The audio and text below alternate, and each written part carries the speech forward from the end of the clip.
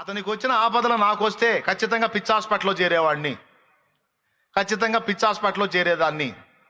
కానీ అన్ని ఆపదలు కలిగి ఉండి కూడా ఆ వ్యక్తి ఎలా నవ్వగలుగుతున్నాడు, ఎలా సంతోషంగా ఉండగలుగుతున్నాడు, ఎలా సంతోషంగా ఉండగలుగుతుంది? ఖచ్చితంగా ఆ వ్యక్తికి వచ్చినటువంటి ప్రతికూలతలు నాకు ఎదురైతే ఖచ్చితంగా నేను అందరినీ కొడుదునేమో, కానీ ఎవరిని కొట్టకుండా, కనీసం నోరు జారి తిట్టకుండా అంత మృదువుగా, అంత సెన్సిటివ్గా, అంత సున్నితంగా, అంత సహనంగా ఎలా ఉండగలిగారు? ఇలా ఉండగలిగారంటే ఇది మామూలు శక్తి కాదు, ఇది నిజంగా వారు సేవిస్తున్న దేవుని ద్వారా వాళ్ళకు లభించిన శక్తి అని అన్యజనులకు అర్థమైనప్పుడు, అక్క నీతో పాటు నిన్ను కూడా నువ్వు వెళ్ళే చర్చికి వస్తాను. ఎందుకమ్మా? ఎందుకంటే నేను నీ జీవితాన్ని చూస్తా ఉన్నాను.